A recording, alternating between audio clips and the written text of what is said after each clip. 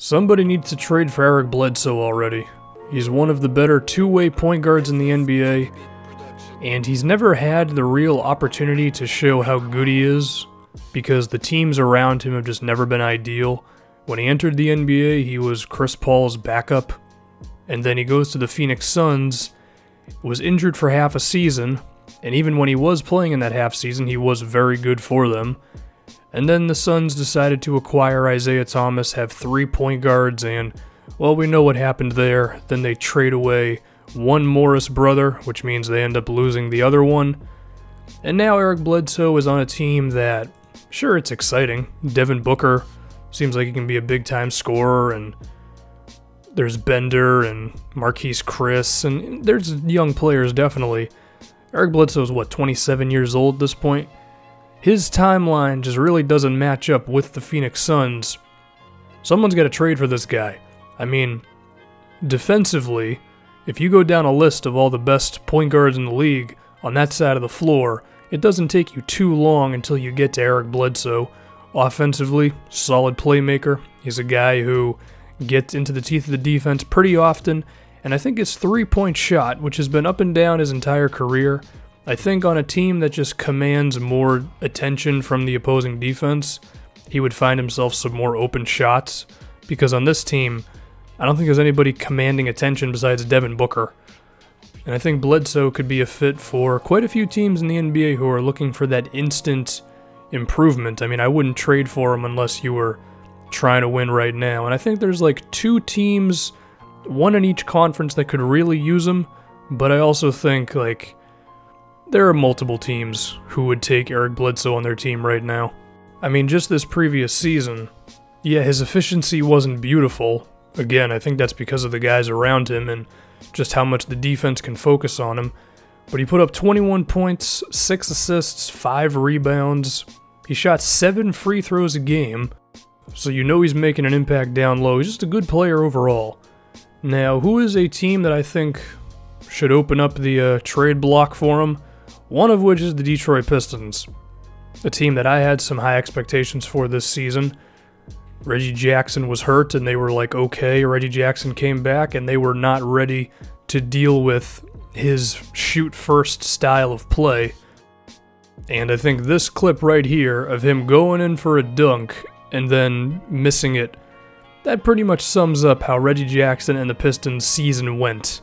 Is he the real point guard for this team? I don't know. They made it work for one season. Bledsoe is a better playmaker, better defensive player than Jackson. I think his on-court relationship with Andre Drummond could be pretty strong, and just because he is a better playmaker than Reggie Jackson, could even be better, to be honest with you.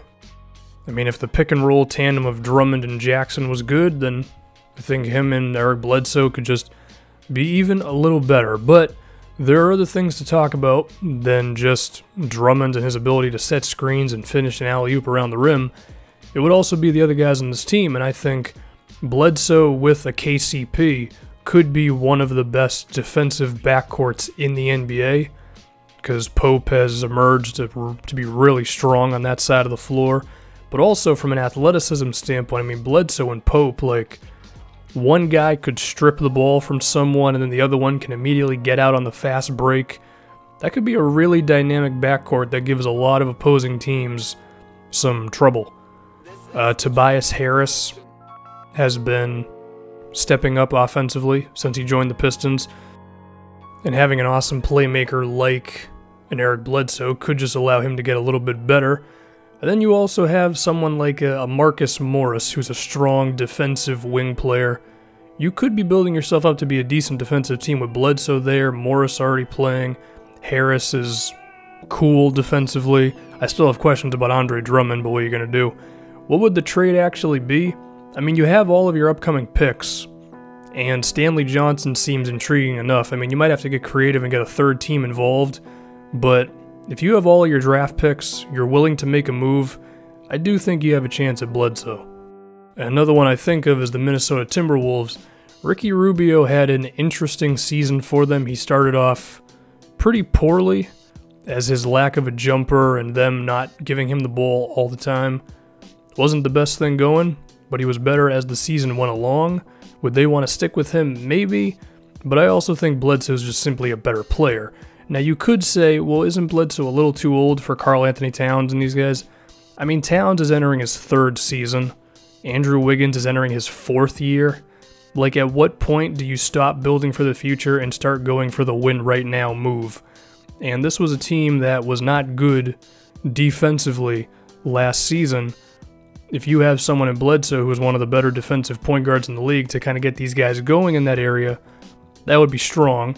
And also, because Wiggins and Towns and Levine, when he comes back healthy, none of these guys are playmakers. You're going to need someone to be able to do that. And Rubio can do that, don't get me wrong, but Bledsoe's just a better offensive player to the point where if you double team a Towns or whatever and you leave Bledsoe open, he can actually kill you for doing that, whereas Rubio has had those struggles in the past. I think Bledsoe with Towns and these guys could be the kickstart they need to start winning, but I also think the Dallas Mavericks are an interesting one as well.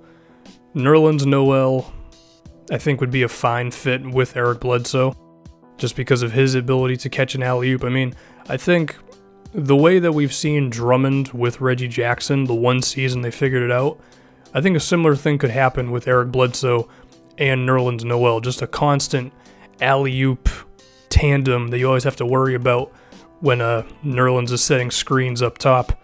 But of course, Nerlens is legit on the defensive side of the floor, and if you have yourself a strong defensive point guard as well as a center, that could be the foundation of a really strong defensive team.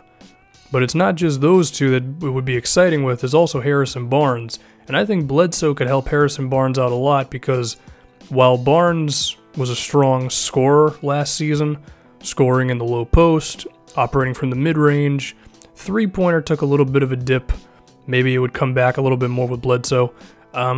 Barnes is not a good playmaker, so you're going to need someone who can make those sorts of plays, and maybe Barnes could step up in that area, but getting Bledsoe just might be the better option. And Harrison Barnes is a good defensive player as well, and this is similar to the T-Wolves where I'm like, you know, if you have Eric Bledsoe, Harrison Barnes, and Nerlens Noel, that might be a team ready to win right now. And Now the interesting thing would be if you could get him without actually giving up your pick for this season. They have all their picks moving forward, the Mavericks are aggressive. Maybe Dirk could have one really good team around him before he finally goes out. Those are just a few teams. The big thing with Bledsoe, I think, is going to be if a team has all their own picks, because I think teams nowadays are pretty conservative when it comes to trades, and we've seen a lot recently of like teams having to kind of settle for moves to trade their big-time player. Is a similar thing not in store for Eric Bledsoe? Maybe. I just don't think his timeline matches up with these Phoenix Suns.